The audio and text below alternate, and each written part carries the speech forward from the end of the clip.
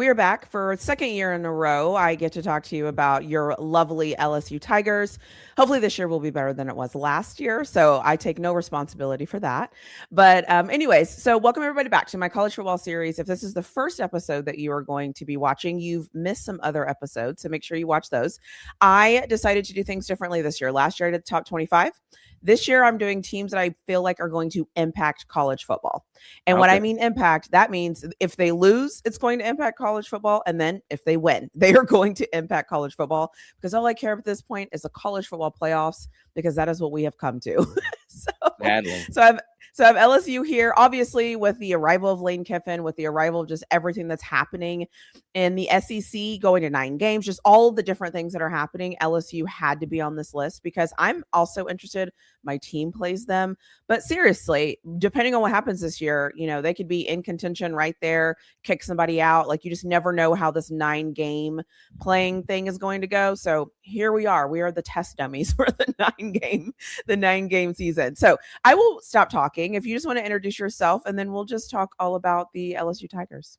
Dr. T, good to be with you. I am a Power Hour LSU, just hanging out with you for another great season. Congrats on all your success. And yeah, we're excited for the big November affair between LSU and Texas, the rematch that everybody in Baton Rouge has always wanted.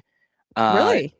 Yeah, because you had the 2019 LSU game versus Texas. And it got canceled. Yeah, so that was a big game in LSU lore. It's most people associate LSU with Alabama and the Clemson game from that season, but Texas was really the Joe Burrow coming out party in 2019, and then in 2020, obviously, the vid happened, so they had to not have the game, and now this is the first time Texas will be coming to Baton Rouge in recent memory, and my goodness gracious, we are so excited about that.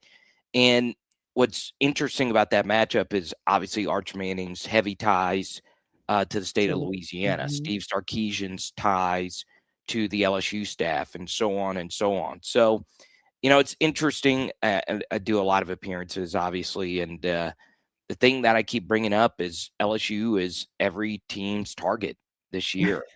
Whether that's justified or not, it doesn't matter. Lane Kiffin, being who he is, has brought a lot of attention to this program and to each individual matchup. And what's interesting, Dr. T, I'm going to keep calling you that. You told me that. I love it.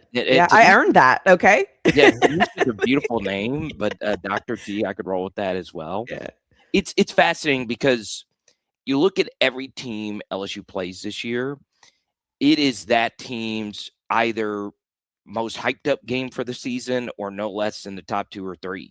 So the thing is, you're mentioning the new 9-game conference schedule. I'm on an island. I love it. Nobody else likes it. That's okay. If you're scared, go home, right? If the SEC means more, guess what? You're getting more, as in more conference games. So you should look at this schedule from an LSU perspective as it's going to be really hard because motivation is going to be big this year. This is the toughest schedule for pretty much everybody in the SEC ever. So if every team is really going to really get up to play you, even a team like Mississippi State, Jeff Lebby used to work with Lane Kiffin. That's not even a top 5, top 6, top 7 P4 game for most LSU fans this year. So you got to be ready. Mental and physical toughness is going to be really big for this team. Yeah. I also just love your mention of 2019, because I feel like as Texas fans, I always hear about it, but I always wonder if like LSU people remember it, think about it, because it was a dogfight. And if you're new to college football, you have no clue what we're talking about, but like it got dicey for a little bit there. So I appreciate that. Do you think, I believe it's going to be a night game if everything works out the way they think it's going to work out. I feel like that game's going to be a night game. What do you think? They haven't announced it yet, but okay. Yeah. It'll either be a 3:30 kick, and lucky enough in November it gets dark, so you will get some night-ish time if it goes into the fourth quarter or late into the fourth quarter or overtime. But yeah, I think they're going to want that to be a night kick. If you are seeing this lovely video, don't forget to make sure that you hit the like button. Don't forget to check in the description section so that you can find all of our socials and all the ways to keep in contact with us. And if you want to really engage, leave us a comment in the comment section below. Now let me let you get back to your video. And it's fascinating how the kickoff windows worked for LSU this year, because Alabama the week before used to be the biggest game. It's still an absolutely massive game. LSU and Alabama have had their bye week before they play each other every year since 2010, which is insane to think about. But so many people are excited for LSU versus Texas. They really, really, really are. My biggest supporter is a Texas professor, and he has very close ties to Baton Rouge. So shout out to Dr. Butler. But the truth is, every game is just so important with the 9-game conference schedule. And on top of that, the playoff not expanding. So when you're looking at the SEC as a whole, this is going to be one of the best seasons we have ever seen in college football, because you have some real scarcity when it comes to the college football playoff, where it used to be only a 4-team playoff. Now it is still a 12-team playoff, but everybody's schedule got that much harder. So it's a big year not only for every team in the SEC, but it's a big year for Greg Sankey, who is a big driving force to go to a 9-game conference schedule. 100%. So tell me about, what is the biggest storyline you think surrounding this LSU team this year? Easily, it's the Ole Miss game in week 3. This is the most hyped college football regular season game, especially as early as it's happening in the season, that we have ever seen. It's just that simple, because when you think of the big marquee matchups in college football, and obviously there have been some big ones, we focus mostly on November, December, and October, but this one is extremely early in the season. So obviously with Lane and his ties to Ole Miss, that has really sucked a whole lot of the oxygen out.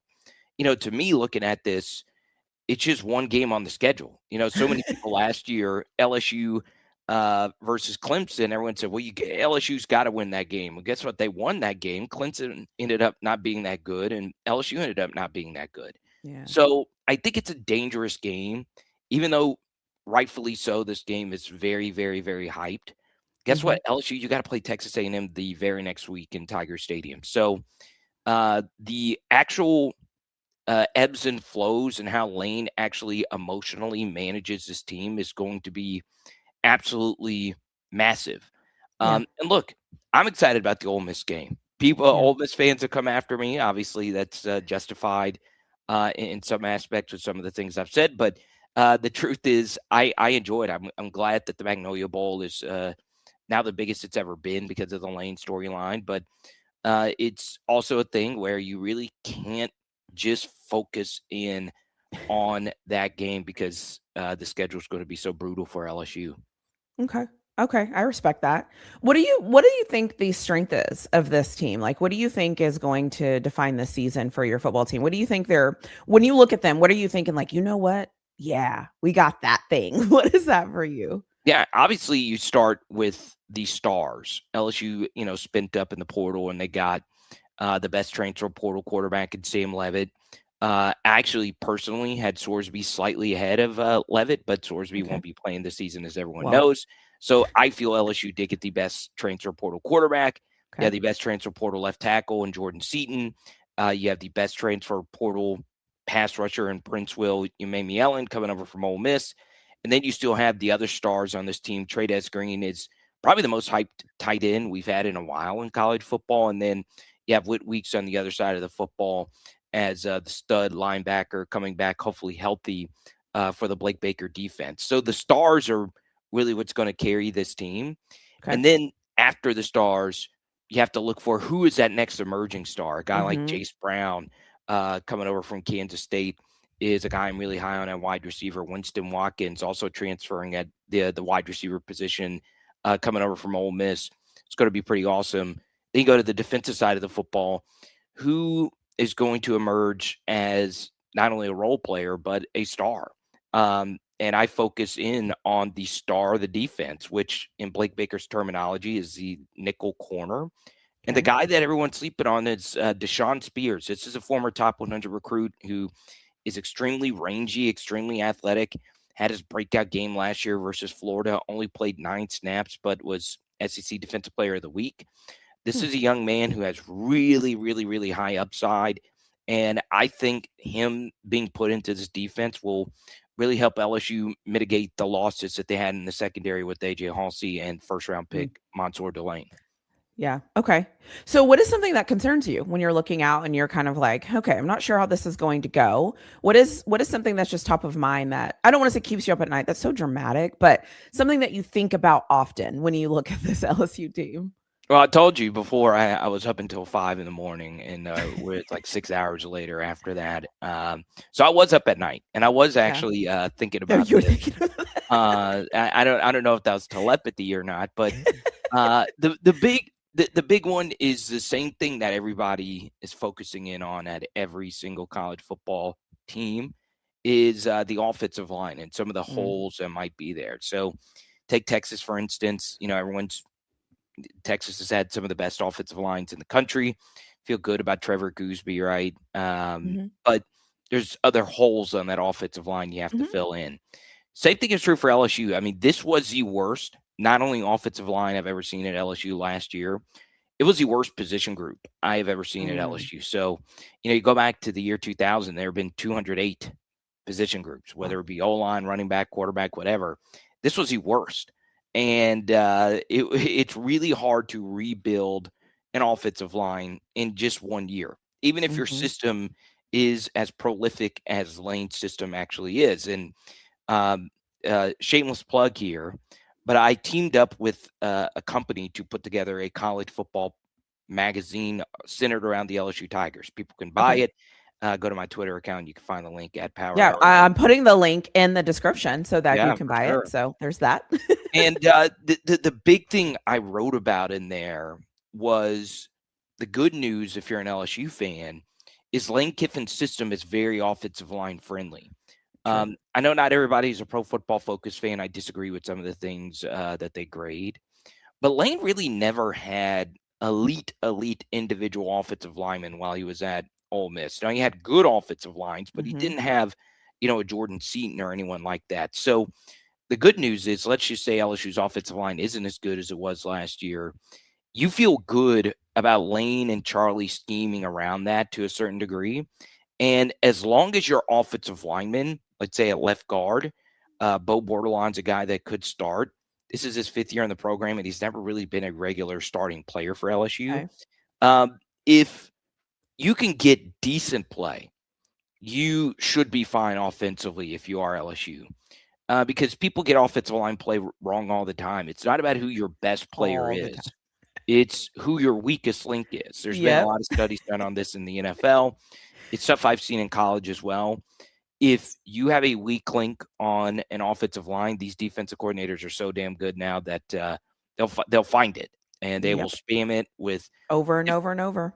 Yeah, with different types of cross dog blitzes, double mug pressures, and all of that. So that is obviously the big weakness, a potential weakness of this team. But I think LSU will be able to work around that. And then obviously you look at running back, right? LSU doesn't have a bona fide 1,000-yard returning rusher, but they do have a litany of really talented backs. Caden Durham, I'm really high on. He's from Texas. Harlan Berry's from Louisiana. He's going into year 2 of his career. Very talented, former 5-star recruit. But the name that is kept getting popped up is Dylan Jones, a transfer from Wisconsin. Now, what makes Dylan different than the other 2 backs is Dylan is how I like a running back. He's thick, right? I like my running backs thicker than cold peanut butter. The SEC is a force equals mass times acceleration league, Dr. T. You can't just have smaller backs. And LSU with Berry and Durham, they weren't big guys. Dylan Jones is over 210. So he's going to be a big piece for this LSU offense going into next year. Okay. I love that. That's a good, and I agree with you. I like my running backs thick too. I like them. Yeah. So I got to have it, man. I need you to have a little something. Yeah. And I know everyone keeps bringing up, well, the 9-game conference schedule. It's big. I mean, you think about the big differences in college football this year. For the SEC, obviously, you're adding the extra conference game. But not only are you adding the extra conference game, you're adding this when the validity of the SEC is being questioned more than it's ever been because of the national championship drought. And you're also throwing in here that this is not a double bye season. The last 2 seasons in the SEC, we've had 2 bye weeks, and there's going to be a lot of casual football fans being like, well, I'm going to go check out Dr. T. I got to get my football fix. Dr. T is back doing those season previews. And what are they going to say? What are they going to see? Holy crap, I'm used to having 2 bye weeks. No. Right. You're only getting one of these bad boys this year. So this is going to be a crazy year trying to manage that, and the teams that manage that the best will be the ones that prevail. Facts. Cool. Well, what are people not like? What is one thing outside of the fan base that you're thinking people are like misunderstanding, or they're not talking about enough when it comes to the team, or just something that you're like, every time y'all talk about my team, y'all don't even understand whatever that is for you? What is that for LSU? Yeah, it's this crazy narrative that LSU is in a national championship or bust year this year. I mean, this has been repeated by multiple national analysts now during SEC media days, and it's insane to me. And it's insane to say this when Lane himself went on the most prominent former player hosting a podcast now, which is Tyrann Mathieu. And Lane was on there and said, yeah, I've got to win a national championship here. It's me paraphrasing. So guess what? It wasn't enough. The national media had to just absolutely hammer home, LSU fans are going to need to demand a national championship in year 1. Now, I've not had one, and I've got every LSU YouTuber has delusional fans. That has not been brought up once, like not a single time. I mean, like I have heard every crazy thing in the dictionary, and there are LSU fans that think LSU is winning the national title in year 1, but there's not one that's been so delusional that LSU fans are going to, race to Dalrymple Drive with pitchforks, storm Nicholson and make LSU go to the national championship in year 1. Yeah, this is a big year. There are a lot of 1-year rentals that were very expensive. I get that, but it's not a be-all, end-all for LSU fans to make a deep run in the college football playoff. What they want, Dr. T, is just a competent offense. That's basically it. And I've written about this, right? I understand that comes like very spoiled for me when you had Joe Burrow and Jaden Daniels just in the last 6 seasons. But Lane's offense has averaged 6.2 yards per play every year during his Ole Miss tenure. That never happened with any other SEC team in every single one of those seasons. And he did this at Ole Miss. So I'm really excited to see what Lane's going to do with this offense. But, the one thing people need to understand, if you're not an LSU fan, I'm in this every single day. There's not a single fan that is demanding a national championship in year 1. Now, if Benjamin Watson and Jordan Rodgers and whoever else says this wants to say, hey, LSU needs to win a national championship in the first 3 or 4 seasons, that's sure. fair. It's more than fair, or reach the national championship game. But in year 1, in a crazy sport like this where anything could happen, I mean, Indiana and Miami was not picked by anybody last year. Right. Ole Miss was not picked to be in a Final Four by anyone last year. So this sport is wacky, and you got to embrace it. What is a bold prediction you have about the team this year? Yeah, I'm going to give you one positive and one negative. I think the bold prediction is I do think LSU is a 9-3 football team with a slight lean towards 10-2.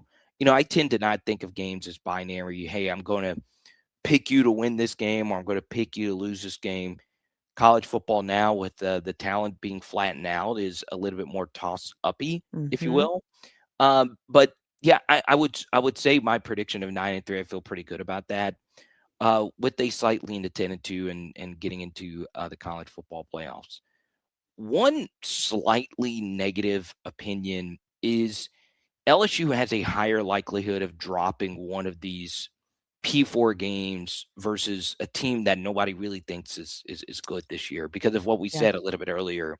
Yeah. It's going to be so extremely difficult to get up to play every single one of these games when every other team wants to absolutely beat Lane Kiffin. So let's take Mississippi State, right? That's a home game. Mississippi State's got a ridiculously talented group of skill position guys. Is it out of the ordinary that Mississippi State could find a way to win a morning kick in that point of the season? It's not out of the ordinary, right? Kentucky's going to be a difficult game. That's on the road, a night game, if you will. Kentucky with Will Stein should be, better this season. You also got Auburn. That's a game that everyone's predicting LSU to win. So I feel as if this is a schedule that is reasonable. But I do think LSU has a higher likelihood of dropping one of those types of games than people think. Okay. That's definitely bold. So let's bold, get some, because every season prediction preview you see, LSU for sure is going to beat Tennessee at night. I don't know that. I mean, that's you're right. That's a very difficult spot, and that game could be in the afternoon, by the way. But they got to play Texas and they got to play Alabama in the 2 weeks prior. Those games are home games, but now you got to go on the road versus Tennessee. Very difficult offense to play against. Heupel will have those guys, steaming at the end of the season. And we all know what happened the last time Lane went to Tennessee. It was golf balls and mustard going everywhere. Yeah. So it's with the target on your back, it just makes it that much more difficult. Yeah, no, I respect it. And one that I agree with you. That's why I decided not to do 25 teams. But also when I did my predictions for my teams this year, I was like, I put everybody in buckets. Because I'm like, I'm not here to say win or loss, because honestly, we don't know who anybody is. We just don't know anymore. Yeah. So I'm like, this is what I think, by where the team is in the season. Like, so it really depends on the year. You like you said, you just honestly never know. And depending on if you like that, you love it. And if you don't like it, you're kind of like, So, we'll see how it all plays out. I mean, one thing I know for sure, we'll all be watching. So absolutely. We will all be watching. Give me your thoughts on LSU. I mean, you are a doctor, by the way. So. Yeah. So I'm actually, when I say I don't have concerns about the offense, that doesn't mean I think the offense is going to be exceptionally great. It just means I think Lane will figure out the offense. So for me, the offense, I feel like, is going to figure itself out. Now, I think it's going to depend on how Leavitt is able to trust his offensive line, because this will be the first time for him that he's leaving where he was to go to something new. So, and I'm not in it enough to know like those relationships and how that offensive line building connection and all that is working. So I think offensively, they should be okay. I'm actually more concerned about them defensively, just because that's not Lane's strong suit. And last year just did not look like an LSU defense by really any measurable. I mean, obviously they're always going to be athletic and all the things, but it just didn't look like a team defense. So for me, that's going to be LSU's biggest challenge, is figuring out that defense, because I expect Lane to figure out the offense as long as Leavitt is able to kind of come in, because this is his first transfer, like transferring is fun. And then it's your first one. And now you're like, okay, this is new. These are new people. This is a new program. This is a new system. This is a new coach. This is new everything. So I'm interested to see how Leavitt is going to transition into better competition also, because he's coming off that injury. So, and I don't know if you've ever been injured before, but it's once you're healed, now it becomes all mental all the time. No, I've been hurt before. I stubbed my toe on the side of the bed this morning. Like every other morning. Yeah. And it's like, can I put weight on that toe? Like, and I had to sit and hang out with the wonderful I am throbbing in agony down here. Yeah. A few things about that. So Leavitt has transferred before he began his career at Michigan State. But I didn't realize he transferred into Arizona State. Okay. Yeah. So I think there is a lot of mystery around Sam. So like, he wasn't picked to speak at SEC Media Days. I don't think it's that big a deal. And I know it's not that big a deal to Sam or anyone, but for me, I think Sam's going to be fine. Sacks went up last year. I don't think that was really a him thing. You really need to watch those sacks. Some of those sacks were on him. Some of those were, he really couldn't do a whole lot with what he had in front of him. But yeah, I think Sam, honestly, is going to be pretty good. I'm not just saying that just to say it. I'm willing to say where I'm willing to say where LSU is bad or good. I do think Sam with Lane and Charlie is going to have and Dane and the whole brain trust, they're going to do a great job with Sam going into next year.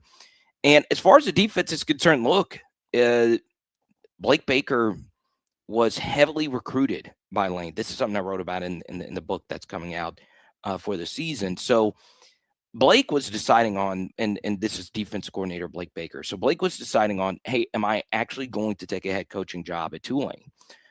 He was also pursued by other jobs, but that's a different story for a different day. And Lane canceled a college game day appearance during the SEC championship weekend to convince Blake Baker to come back to LSU. And not only did they do that, they gave Blake Baker a raise. So now the pressure is really high on Blake Baker. Yeah, you lose Mansour Delane. Yeah, you lose AJ Halsey. Those two are all-time greats at LSU. And I don't use that lightly. They really were that good for the Tigers last year. And you also lose some good role players, a guy like Jack Pyburn, and so on and so on. So this is a big year. And you look, what has been the big thing for Blake Baker? He has really struggled with quarterback mobility. Now, look, every great defensive coordinator has always struggled with the dual threat quarterbacks, right? That was famously Nick Saban's kryptonite during his time in Alabama.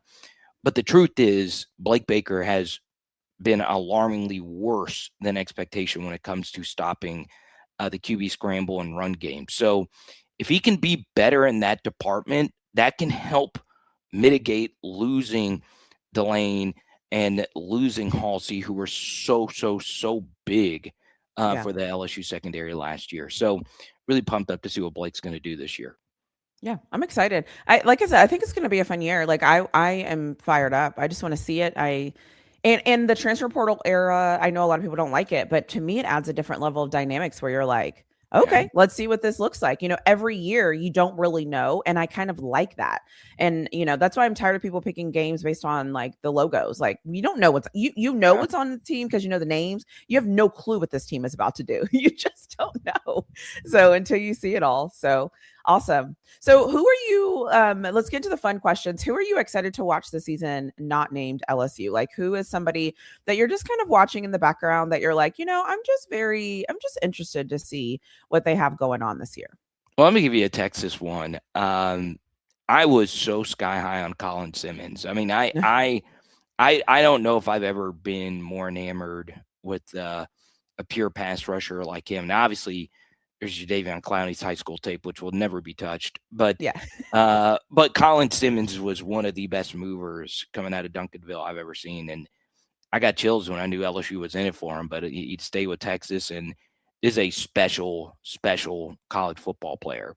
Yeah. And I know like the NFL guys are going to say, well, he's not the biggest guy and all of that. I don't give a damn. This is a very, very, very fun football player. I also like Burke on the defensive line. I know he's gone for Texas, but man, that Texas defense should be a lot of fun. And it's fascinating that Steve Sarkisian let go of Kwiatkowski, who was good, and he is going to Will Muschamp. And, I found it interesting. You said something earlier that I think about a lot, and it's branding, right? College football is a brand sport, right? People get excited when Texas is good or LSU is good, or everyone wants Nebraska to get back to the 90s Tommy Frazier years and all of that. But branding also matters with your name, right? And Muschamp is a name. And what is he going to do? I mean, that is the big question for this Texas defense that should be pretty good with Taft and everyone back there. So that's a team I'm excited to watch. I'm also excited to see South Carolina this year. This is a team that, we're talking about quarterback and pass rusher duos. Everyone talks about Arch and Simmons. Well, yeah, you have arguably the best one in the SEC here with Stewart and Lenore Sellers. So I'm interested to see what Kendall Briles is going to do. He comes over from Arkansas. This is a pretty big time play caller in Kendall Briles. I don't think people understand how prolific he's been. Obviously, you probably do because he was at TCU, but he should be pretty good this year for South Carolina. So just a little sleeper year with the coach that everyone considers to be on the hot seat in Shane Beamer. Yeah. Okay. Love it. So every team has one thing that they feel like if I could just steal him and plop him on my team, everything would be a little bit better and a little bit easier. Who in college football would you love to just take from somebody else's team and put them right on LSU's team? Well, I Anyone. outside of quarter, I think everybody would say Jeremiah Smith or Colin Simmons, either one of those Yeah. two. I think those are pretty Those are the obvious. two. Okay. But I mean, I would have loved to have seen Kwan Lacey come over Ooh, that's a good one. to Yeah. LSU, but it adds extra juice, right? Because Mhm. one under the radar thing is there was a direct trade with running backs coaches, right? One that was very iconic with LSU and Frank Wilson. Now he goes to Ole Miss, where he had ties I with the didn't coaching realize staff. that. Yeah, and then Okay. now Ole Miss's running back coach Kevin Smith comes over. Many consider Kevin to be the best at it right now. He's at LSU, got a raise, associate head coach. So that's going to be fascinating seeing how Yeah. that dynamic plays out. Okay, I didn't realize that. That's awesome. So, what 3 words do you hope to find the season this year? Not championship, not winning, but like just give me 3 words. Or somebody gave me a 3-word sentence that you hope defines the Oh, season this year. an economy of words. I feel like I feel like Jerry Seinfeld cutting a bit here. Just give me 3 words. Um, let's see. 3 words. Here we go. It's not just an LSU thing. It's Okay. it's it's just an overarching thing with the SEC. And that's actually 4 words. I didn't prep for this question. I forgot Okay. that you actually sent me questions. It's Uh, okay. it just means more, but Got it. it means more. All right. Yeah. That's it. Right. Okay. And one more is natty or bust when it comes to the SEC. Will an SEC team actually win the national championship for the first time in 4 years? Are you a conference homer? Like if there's an SEC team in there, no matter who it is, will you cheer for them? No. I Okay. think that's nonsensical. Yeah, some people are like that. It amazes me. That's why I'm like just curious. Yeah, and I do know more people on like SEC staffs and all of that. So yeah, I mean, I'm rooting for them personally, but Yeah. like it's one of those things where it's not really like that big of a deal. If Alabama's in it, I definitely do not want them to win. If Florida is in it, I would. What if Mm-mm. it's Texas? You'd have to think about it. You'd have to think about it. I mean, I'm not going to respond. I want you to cut my mic. I don't want Dr. T to be like, I'm banning Carter from Austin. I'm never letting him have Terry Black's That's barbecue awesome. again. That is awesome. I'm never letting him go to 6th If Street again. You're going to 21st Street. That's You're funny. going. If Texas is the team that wins the national championship for the SEC conference, are you kidding me? That would like they would try to kick us out. They would be like, "Get out of here!" Like, thank you, Well, but no, thank you. So, I it's think okay. I think it's interesting because everyone says the most pressure is on Lane this year, and I just could not like disagree more. Like I don't agree with that. I think there's like what I would call like casual pressure, where it's like, okay, if you're a casual, sure, if LSU's not that great, Lane still has another season at the very least. Right. I think Steve Sarkisian's under the most pressure. I really do think so because it's unjust pressure because he's won a playoff game in 2 of the last 3 seasons. Yeah. And you look at the playoff games that he lost to eventual national champion Ohio State, and then the year before, Michael Penix played, a Joe Burrow level game, Ridiculous. and I don't say that lightly. Yeah. Penix was that unfreaking believably good, and there's just not many teams that would have beaten him that night in New Orleans. So Yeah. it's still there though. Sark has got to at least in the minds of many actually break through and get this thing done with Arch and Colin and Cam Coleman, who I adore. I'm also a big Cam Coleman guy. So really excited to Oh, see. okay. Oh, Yeah, so then you'll be cheering for Texas. Okay, that's fine. You said enough. It's fine. You don't have to say anything. It's fine. I I don't know. understand now. No, hold on. I don't know if I'm going to be. I don't think I can root for anything burnt orange. I cannot. I know I love this. when you think of burnt orange, you think of Lacey with 3 Y's in her name, with a burnt orange top, drinking a pumpkin spice latte. That's the only time you ever see burnt orange in the a wild. pumpkin spice latte. That's the only time. Let me ask you this, Dr. T, Tanisha. How many outside of Texas gear? How many burnt orange garments do you have? You don't, because it's just Texas all the time. It's just, you see, that's what I'm saying. That's it. We are the brand. We are the color. You and Thanksgiving. That's it. Like, right. We just need to call it. The color should actually be called Texas Longhorns. Who cares about burnt orange? Just call it Texas Longhorns. That's fine. Do you get offended before we? And I'm going to use a word that every for those that don't know, my word that I use all the time is skedaddle. So that is my favorite. Before we favorite. Do you ever do a skedaddle? Do you ever use the word skedaddle? No. You're going to use it for the rest of your life now because it rolls off the tongue. Beautiful.